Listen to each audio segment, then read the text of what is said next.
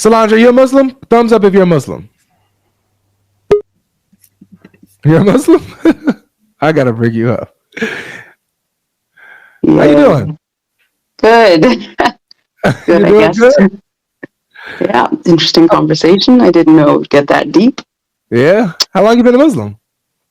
So my dad is Palestinian and my mom is like Catholic. She's American.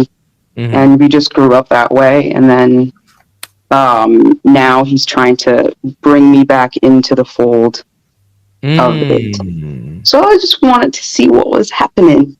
I see. So you're basically, he's trying to bring you to get you serious about Islam, and you're trying to, I guess, kind of do your research about it before you go. Yeah, I thought. Yeah. Okay. Well, God brought you to the right place. I'll tell you that. We'll see. A lot of people are very controversial about Islam. Yeah. Truth is controversial. It's always going to be controversial. Always. Yeah. A little aggressive, but it is what it is. With certain people, it depends. Depends on who, you're engaging with. If you're engaging with people who are arrogant and aggressive, you kind of got to meet that energy. If some people people in the comments are also kind of aggressive. Like, come on, like. Forget the comments. It's the internet. True. That's very true.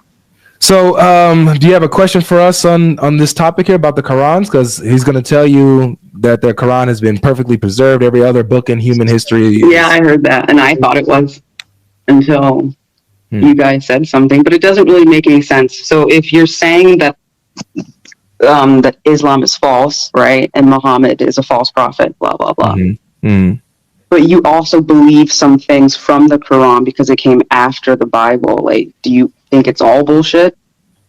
Language, please. But wrong. No, it's all good. Do you think it's all false, or do you like? Yeah. So basically, we don't take any information from the Quran as like our source of information. Like if the Quran gets some things right, the Quran is not the source of that correct thing. Like, for example, it says that Jesus was born of a virgin. We believe that, right? That information doesn't come from the Quran. That comes from the gospel. So the gospel is our source of information. The Quran happens to get this right. You know what I'm saying? So the Quran is not a source of truth for us in any way, shape, or form. Well, okay. Damn. But there's a reason why. You think Muhammad, so you just think that he's a liar? Yeah, I believe he was. I believe that it's a mix of things. Muhammad was a flat out liar, and we could show examples of why. But I also think that there was a little bit of deception there as well, because I'm among those who I believe that Muhammad really had an experience in the cave. I really do believe he had an experience. It just wasn't an angelic, godly experience. I believe that he had an encounter with an evil spirit, and because what we see is after his experience, one, he comes out of the cave fearful. He comes out of the cave, running to his wife, looking for coverage and safety, to be consoled because of his experience. He came out of there thinking that he was demon possessed and wanting to commit suicide. So these are not the effects of. Where does it say that though? Oh, man, sure. Yeah, we got you. John, do you see if y'all got some sources you want to show as well on this? Let's do it. Yeah. Okay. I just want to ask you, Solange. So you said your dad wants to bring you into the fold of Islam? Yeah. Do you want to go into the fold of Islam? I've thought about it. When we were kids, he is very into it. Like, well, obviously, and he would pray and stuff like that. Well, he does pray. And I thought about it. I was like, why not? Like, I just wanted to do more research. And the rest of my siblings also are. So. What do you think? Do you think it's true or false? Like, if you had to guess, everything you know about Islam so far. Well, I feel like it's biased because a lot of the people here obviously think it's. No, I'm not about us. You. I'm okay. I think it's a little. I can't curse on here. Okay.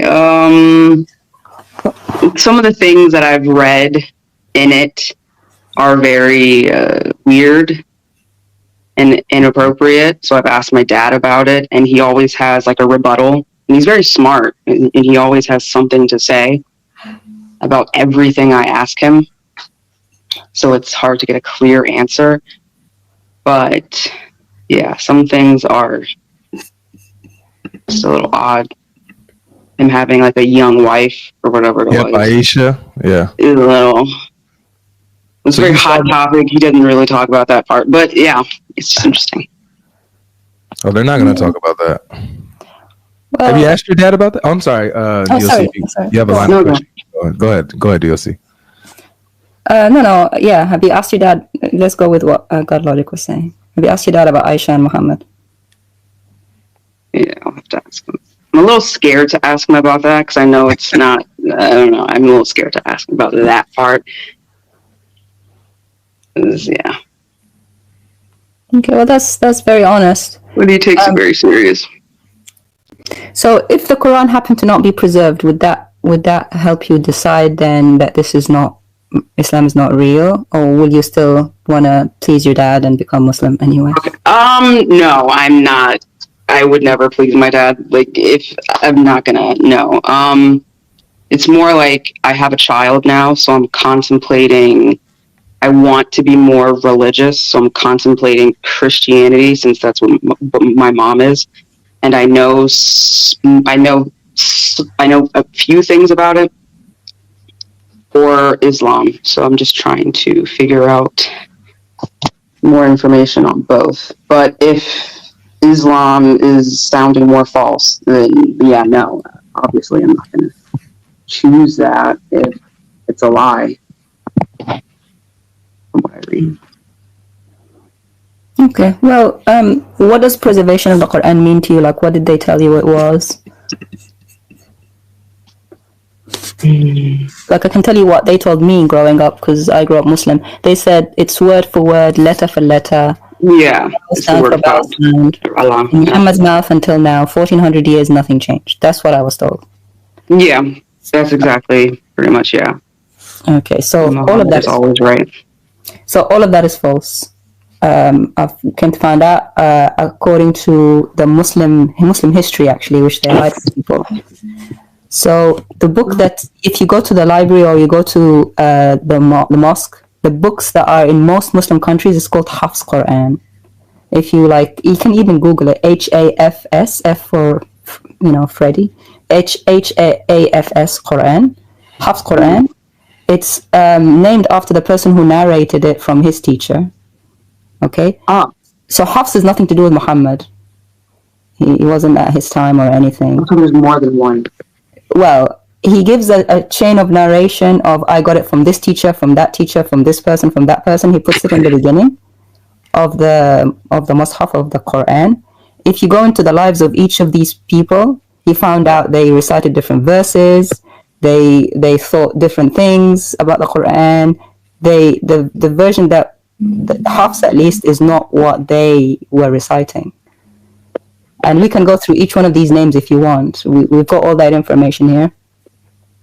So there's more than one Quran. Yeah, so Hafs is one. Like Brother GodLogic was holding up a few. So Warsh is the sort of second most known one. Warsh, Warsh. You find the Warsh Quran in like Morocco, the sort of North African countries, the Western North African countries, and even some African countries. And the Warsh Quran has like different words, different Arabic words. We've got a few examples if you like. One of the most common examples is there's a verse that says the angels are the Ibadur Rahman, the servants of Allah. Yeah. And that's in the Hafs. And the Warsh says Inda Rahman. They're with Allah. So it's like different words. They're like different legal rulings that come from these Qurans. So if you look through the history, Muslims canonized different numbers of Qurans at different times. They ended up canonizing 10 throughout the century. So they started by canonizing 7, and then someone came and added 3. And they called them qira'at, which means recitations. Now, growing up, you might have heard Warsh or Hafs or these names if you're in different parts of the world. They just say, oh, it's accents, just different accents. Yeah, like the different dialects. Yeah, different dialects. That's what they told us, and that's what the people that we're talking to were saying. But if you actually open them up and read them, they're actually different words completely. And we've got like some examples if you want. Sometimes you've got some words missing, like the huwa, the pronoun is missing. Sometimes you've got sometimes you've got different the bismillah, the beginning is missing. Yeah. And so they're numbered differently in the Quran. So the verse number is even different. If you quote it, it will go to a different verse. Like I've got it here on the screen for you. Oh, okay. Wow, so this is like a easy one just to see. Wait, hold on, sis. I don't see you. Y'all are ruthless in these comments. All right. My God. Don't worry about the comments, sister. Don't worry. Yeah, I don't care that much. Sorry, it's just interesting. Screen remove. Sorry, you'll be sister when you come to Christ. But as you can see, I'm not aggressive with you because you're listening, quite humble. So here you've got Hafs in the.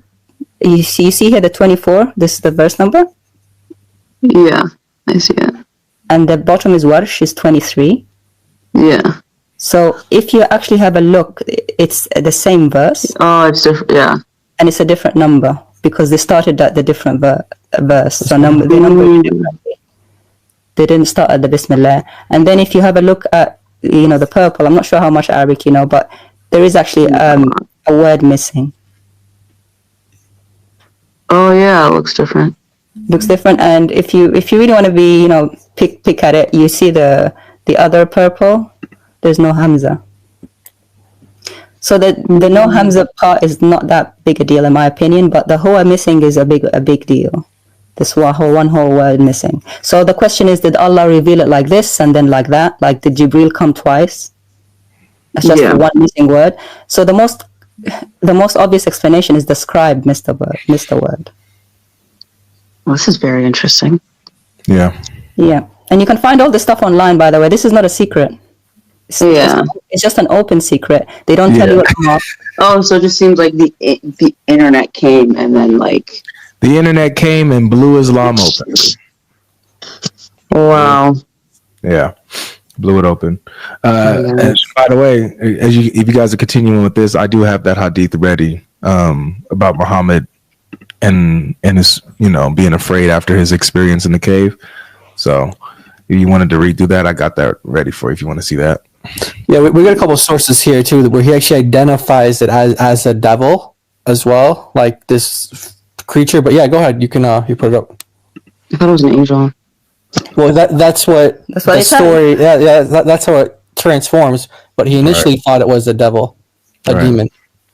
So it's going to be here on the right. Hold on, let me big screen this one. Okay, there we go. All right, can you see it? Because I know you're on your phone. Can you see?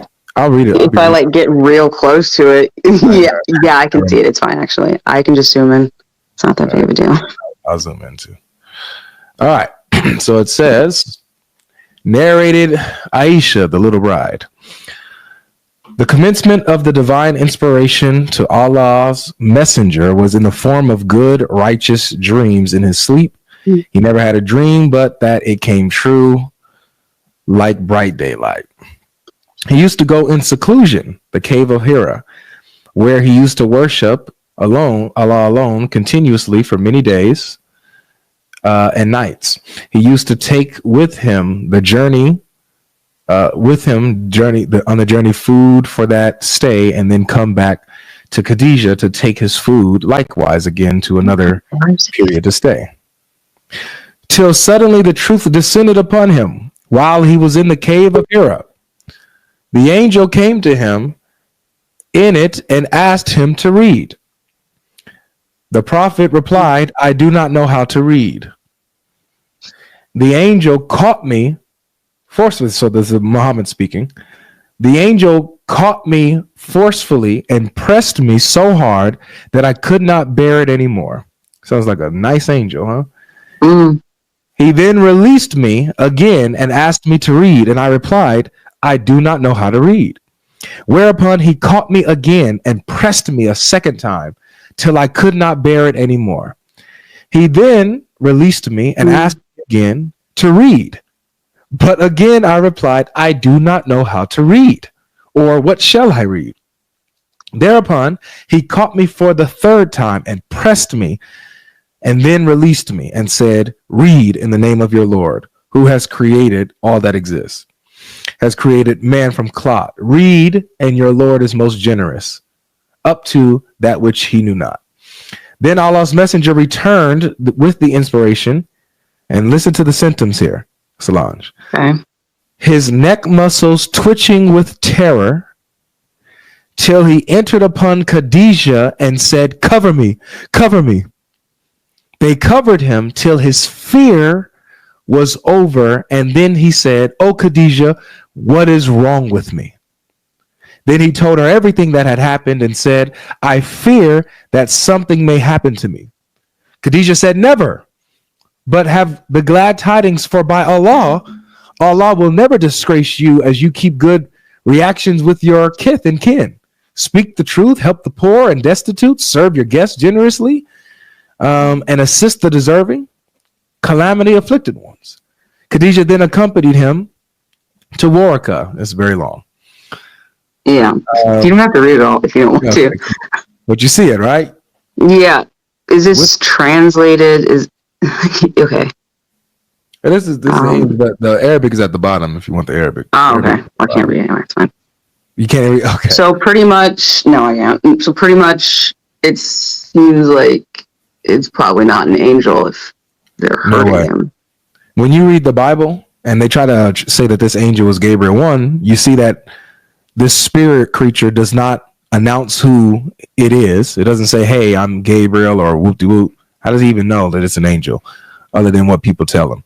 2, when you read the Bible gives explicit examples of when angels appear to certain people, like Gabriel, him specifically, and Gabriel comes and he'll bring peace to the situation. Now, at first glance, they'll be startled at seeing the angel, but he'll immediately say, "Peace be with you. Peace be with you. My name's Gabriel. I'm from the Lord with a message," or whatever. And he'll console, he'll comfort the person, not oppress the person like we see here. So, okay. Yeah, completely different, Any comments, Jai, DLC? Yeah, we actually have a source from Sahih Hadith, but it's in Arabic. It actually says that Muhammad was scared that it could be Shaitan. We can give it to you in Arabic if you want. You can take a screenshot. I can translate it for you if you like. So this is from. I'll just put it on there first. Okay, this is from a scholar called Ibn al-Jawzi. He's a man who came about 500 years after Muhammad, and he talked about the problems in Sahih Hadith. That's the book. It's called Al-Mushkil. Yeah, the teachings of Muhammad. Okay. And one of the problems he said was that here in the highlighted yellow, he says, "Kana sallallahu alayhi wasallam." He, peace be upon him, يخاف في بداية الأمر, used to be scared in the beginning, أن يكون ما يراه من قبل الشيطان, that what he was seeing was from the devil. I'm just gonna try. You see here, I mean, if you can read Arabic, you can probably read some. So pretty much, you guys think, or it seems like it is that he was possessed. Yeah, because when you read the Bible, like Brother GodLogic was saying, first of all, an angel, when he comes, he says, "I am this person. I'm from the Lord. I'm an angel," and he says, "Do not fear." Like when he came to Mary to tell her she was conceiving Jesus, he says, "Do not fear." Same thing with Joseph, "Do not fear." And also, none of the prophets of God or messengers of God, when they encountered an angel, did they ever think it was the devil? Never. Because God comes with assurance. He comes with truth. He doesn't come with doubt, and he doesn't come with a presence that looks a bit like the devil. So that's my problem with one of our big problems with Islam, is that the source of the revelation is demon-like. And according to certain sources, even Muhammad recognized it as a demon, right? Yeah, like, did they tell you the story when he ran to his wife and he was scared after the cave incident? Yeah, when he ran to his wife, he said to her, "Woe to me, poet or possessed." Never will Quraysh says this of me. So he says, oh, that's in Ibn Hisham's biography, which was written later by Ibn Ishaq. It's in English, by the way. Now we can give you the Ibn Ishaq. No, Ibn Hisham rewrote it. Sorry, and he said that his first impression is that it's a demon, and he was possessed by a demon. And then it was Khadija, his wife, who said, no, it can't be. You're a good person. It's not a demon, you're a prophet. So there were no witnesses in the cave, and it was a woman's testimony, someone who never saw this being, who said, no, it can't be. That's very weak. She wasn't a prophet. She wasn't a prophet, she was a woman, and at that time, there was nothing to believe in, so she wasn't even a believer or anything. She's just his wife, who just wanted to reassure her husband. That's not good enough for me as proof. You know? Yeah.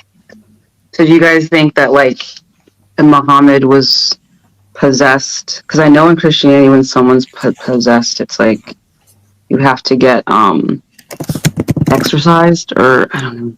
Yeah. You're thinking you just think his entire life, or after that point in time, that he was just possessed. There is a hadith where he actually was possessed for real, and he said he was possessed. They call it bewitched. You can get it, or GodLogic can get it. Yep, I got it right here, my sister. He's a demon. So he thought that the Jews, he always blames the Jews. He thought the Jews did a spell on him or something, which is very weak for a prophet of God to think someone can just, do him like that. Like his God has no power. But that's what he said, and Aisha narrated it, as you can see at the top here in the English. Yep, over here to the right. Sahih Bukhari 3175 narrated Aisha, the child bride again. Oh gosh. Once the prophet was bewitched, so that he began to imagine that he had done a thing, which in fact he had not done. So, yes, he was possessed. He was bewitched. Dark powers influenced Muhammad and controlled his mind, and he used to think he would do things he didn't do. How in the world can anybody believe that this dude is a prophet? Yeah, and check out this source as well.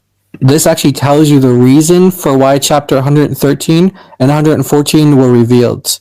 The reason why these verses were revealed. Why? Because Muhammad was actually possessed. So even according to Islamic sources, the reason why these last two chapters, well, in like today's Quran, the last two chapters, why were they revealed? Because he was under possession, demonic possession. And this source says 6 months. Some of them raise it up like for a longer time, but 6 months he was possessed. This gives an example. Like he thought that he was, excuse the language, but he thought he was having intercourse with his wives, but he wasn't having intercourse with his wife. So he was delusional. He was thinking he was doing things that he wasn't doing, right? Yeah. And Allah revealed supposedly these two last surahs, or well, I'm saying last because that's in today's Quran, but that's not that's not the exact chronological order. But those two surahs were revealed to supposedly rid Muhammad of this demonic possession. So that's why those two chapters were revealed according to Islamic tradition. So what we're saying is, from our perspective, Muhammad was definitely demonically possessed. But we're saying even in Islamic sources, the devil even tells us himself that he had possession, even in their sources. So it's kind of like crying out to you, saying, "Don't believe this is from God." Even in their sources, it says the devil. Okay. You're saying don't believe it's from God because he was possessed. Well, that's one reason. Lips. Okay. Because I get it. I got it. This is one of many reasons. One of many reasons. You already mentioned one of the first things is, his immoral and carnal actions in taking a child bride and sleeping with her at 9 and saying that God presented her in his dream so he can do it. So using God as a crutch to commit pedophilia is an obvious sign of a false prophet. Using God as your mouthpiece to do whatever you want and to fulfill your desires. In fact, it was so bad that even Aisha used to say that it seems that your Lord hastens to fulfill your desires. That's what Aisha says herself. You guys know that hadith, John? Yeah, exactly. And why don't we pull up the verse first? Because we'll hold the verse first, chapter 33, verse 50. Because that's what she quotes, and it's like crazy. The Quranic verse is actually worse than the hadith. But that's the context of it. That's like the backdrop. So 33, verse 50. Have you ever read Surah 33, verse 50? Yeah. By the way, have you read the Quran? No. Are you in the process of reading it, or you? So when I grew up, my parents split up. Okay. But my dad kind of really taught it to my brothers, not really to me. He would talk about it, and he would say things about like Christian people, and he had still does. He has a deep hatred for Jewish people. So things like that, but I didn't read the Quran. He's telling me to read it now, and I've been trying to understand it. Okay, we'll get you started then.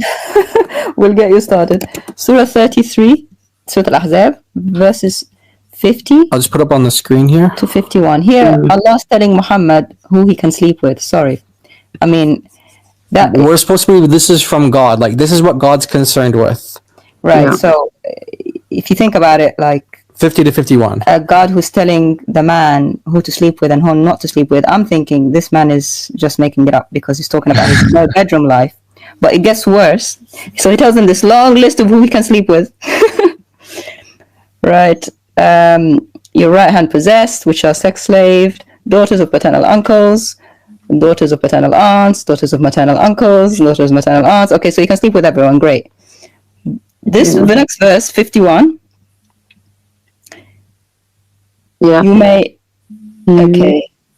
Sorry. Where is it? I know it's in the Arabic more. Oh, here it is. At the end of the list, he says, if any believing woman. Yeah. If and a believing woman who gives herself to the Prophet. Any believing woman who wants to throw herself at you, Muhammad, you got it, man. You good. Yeah, so... Now, watch how his wife, his child bride, watch how she responded to this. Check this out. She didn't like it.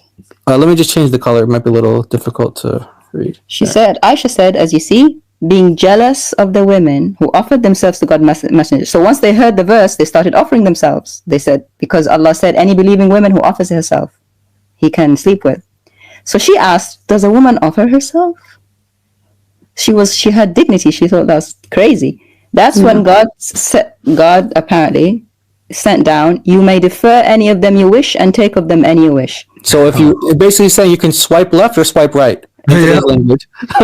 By the way, if you read that verse, Muslim men are not allowed to do that. If they have more than one wife, they have to be just between them. I'm sure you've heard that. Treat them equally. Didn't really work out for Muhammad Hijab's wife though, but yeah.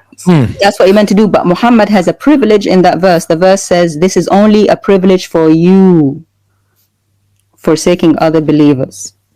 So Aisha said, it seems to me that your Lord hastens to satisfy your desire. But your Lord is quick to give you what you want. Yeah. This is by Bukhari and Muslim. It's Sahih Hadith. So this man who uses his God, or what he tells people is God, to sleep with whoever he wants. This is what we call the convenient revelations that Muhammad would receive, right? This is whenever there's a situation, it seems like Allah, it's like his magic genie or something. Like he just, hey, I need something that, boom, he wants to sleep with this woman. Oh, you want to sleep with your adopted son's wife? Oh, guess what? Adoption is abolished, and guess what? She's your wife, right? Like I don't know if you know that story or not, but Muhammad conveniently received a revelation after he was taken aback by the beauty of his adopted son's wife. He walked in and he saw her, and in a state where he was like, "Whoa, Allah makes my heart changes the heart. He changed my heart," and so then all of a sudden he conveniently receives a revelation saying, "Hey, guess what? Adoption is abolished," and then guess what? This guy, he divorces his wife. So Muhammad now marries her. This is Zainab. I don't know if you know his wife Zainab. That's the story behind that. Yeah, that's my sister's name. Yeah, Okay. So imagine your sister's named after the lady that was taken by Muhammad. Like if you study, well, my dad explained it to me as this. He said, in that time, when people were captive, I guess, when I guess they killed their husbands. I don't really know. When their husbands were dead, because they didn't have any protection, Muhammad and his men would marry them, so they had protection. So why is it that you need to sleep with someone to protect them? Oh, but before that, though, Well, he said that they didn't have sex with them. Well, that's what my dad said. Yeah, but the case with Well, he Zainab is didn't know not that. that. But check this out. This is what's actually happened. So Muhammad, he is destroying the entire tribe, right? Like if you're talking about the story of like Safiya, for example, he's destroying the entire tribe. He's I don't know if GodLogic is still on TikTok, so I'll say unaliving. He's unaliving this entire tribe, right? And their heads are rolling on the floor because of him. And so all the males they're gone now. They're unalived, right? I have to use this language just so he doesn't get like in trouble from TikTok. And so Muhammad is the one creating this problem. And so your dad's like, well, yeah, so after a war happens, someone needs to take care of them. But Muhammad's the one causing the war. So if he wanted them to be taken care of, then, okay, the men could keep taking care of them. He doesn't need to unalive them all, right? He doesn't need to do that. But the case with Zainab is different. So Muhammad was known for marrying widows. Like your dad said, to take care of them. Guess who made them widows? Yeah. He did. Like, for example, Safiya. Safiya was a lady who was just newly married, a Jewish lady in a tribe called Banu Nadir, the children of Nadir, okay? She was newly married to someone called Kinana. Muhammad came upon the Nadir, killed their men, including Kinana, and tortured Kinana before he died. Why? Because Kinana knew where the money of the tribe was buried. Tortured him until he found out where it is. Okay? He was like the chief of the, All right. Then, nice, beautiful young bride, Safiya, she's a widow now. MashaAllah, mercy to mankind has to look after the widows. He just made her a widow and then took her. What do you think of that? Nice context. She's talking about it. It does seem to not make any sense. Okay, but that's not the story of Zainab. Zainab was not a widow. Zainab was the daughter of his adopted son. And at the time, the Arabs had dignity, is that even if you adopt someone, even if that he's not flesh and blood, you don't look at his daughter. Sorry, you don't look at his wife, because she's like your daughter. That's what the Arabs thought, right? Muhammad looked at Zainab, thought, she's beautiful. Yeah, but she's wife of my adopted son. What do I do? No, I'm no more adoption. He's not really my son, so I can take his daughter. I can take his wife. And that's exactly what he did. And that's why to this day adoption is outlawed in Muslim countries. You can look after orphans, but you can't adopt them into your family, like legally. You give them your name, you give them inheritance, you give them all that. You can't do that. You can foster them, but you can adopt them. Yes, and the name of his adopted son was Zayd. Zayd is the only person whose name is in the Quran, besides Muhammad, of course. Like only name of like people around of the Sahaba, people of the companions, right? Zayd. And the verse said, after Zayd had his need of her, meaning his wife, we gave the wife to you in marriage, so that to show them that you can take the wife of your previously adopted sons. It literally says that in Surah 33, in the story of Zayd and Zainab and Muhammad. So he did everything for the sake of the bedroom, either the sake of the bedroom or the sake of money.